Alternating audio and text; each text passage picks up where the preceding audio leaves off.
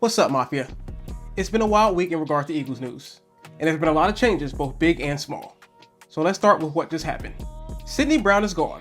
He's been traded to the Atlanta Falcons. And yeah, and when you look at it, you're like, alright, we swapped picks. Cool. But that's not really the point. This team was already short at safety, with Reed Blankenship gone, and now Sidney Brown being gone too. So naturally, you're looking around at the room and you're thinking, what's the plan here? What should be our next move? And then right after that, the Eagles made two signings, signing back Marcus Epps to the roster and also adding JT Gray. And when you think about it, now it starts to make more sense. We're all familiar with Epps, and we already know what we have in a player like him. He's not flashy, but he's reliable. He relays messages to the defense, he knows Vic Fangio's system, and he's the type of corner who's not afraid to lay the hit. And in Vic Fangio's defense, those qualities matter, because if the safeties aren't technically sound, everything behind it breaks.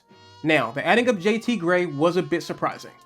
He's listed as a safety, but he's primarily a special teams guy, and he's one of the best at it, getting multiple All-Pro nods as a special teams player. So with him, you get a leg up on special teams. That's field position. That's hidden impact that most people don't think about. So now with both of these signings, you stabilize something without committing to a long-term deal. But we all know at the safety position, that is not a finished group. Now, take a step back, because this is where it all starts to connect. Look at how Howie Roseman is moving right now. The Eagles trade a 7th round draft pick to the Carolina Panthers to receive Andy Dalton. We get a proven veteran presence in the quarterback room, and we get it for basically nothing.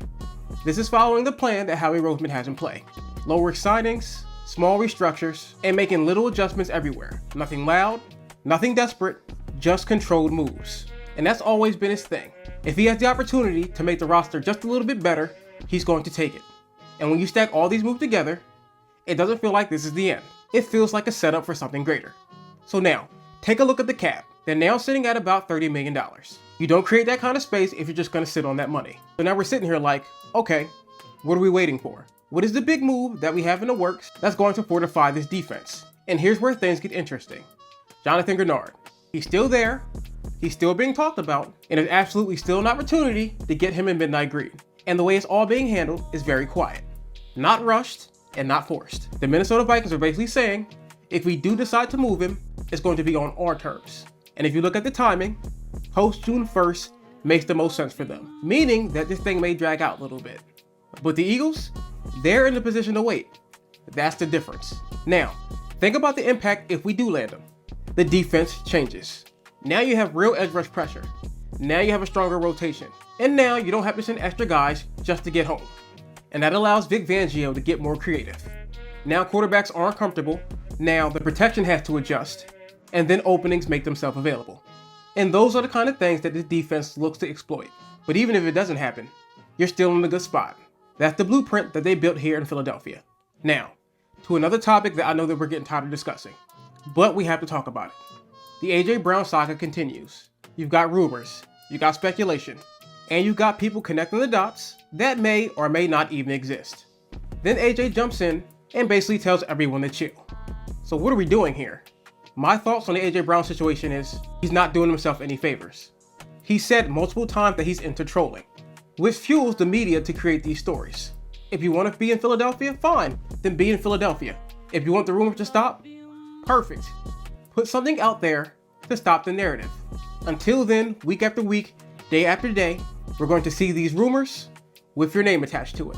Let your status be known and move on. Because right now, nothing has actually happened. And at this point, I speak for myself and a lot of other fans. We're all just ready for it to be over. But from the Eagles, the organization, and the players, they're not acting like a team that's stressed about it. They look in control and they don't look pressed. Now, on to some offensive line news, because this part matters too.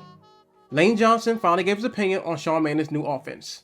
I think he's going to be very similar to Shane. I think he has a brilliant football mind. Excited about this new system. When you run some wide zone like the 49ers and if the guy comes under you, you're not worried about it. You just keep going. I can get used to that. So, yeah, man, I'm excited. I've watched these offenses from afar and been like, damn, that looks pretty fun. Lane says it looks fun and it's closer to what Shane Steichen ran. And that's something that should get your attention. More motion, more movement, less predictability. That helps Jalen Hurts. Now the defense has to think, and you're not getting the same looks on every snap. And you're getting easier reads, cleaner throws, and more options. and it'll also go to improve Devontae Smith's game as well. This will help to move him around more, to give him more space to work, and feature him more in this offense. And if AJ Brown is still here, it does the same thing. It improves and elevates their game. And now this offense actually has some flow to it. And overall, when you connect things, this is what it looks like. In regards to the cap, they still have money, they still have flexibility, and they still have options. So now it comes down to this. Do they make a move, or do they just sit on the cap that they have? Because if they do go and get that extra piece, the expectation of this team rises. And if they don't, they're still good, just not all the way there. So tell me in the comments section, what would you rather see? Do you want to see them make them push for a better player, or should they just chill on the money that they have right now? Drop it down below and let me know. Because here's where we are right now. The safety room is patched, but it's not finished. Our cap space, still wide open. The defense is one move away, and the offense is about to look real different. And whatever comes next, that's the move that decides how far this thing really goes. And if you're locked in with more Eagles content like this, make sure that you like, share, and subscribe, because we're covering all of it. I've been Brother Shy, and signing off, this has been the Midnight Green Mafia.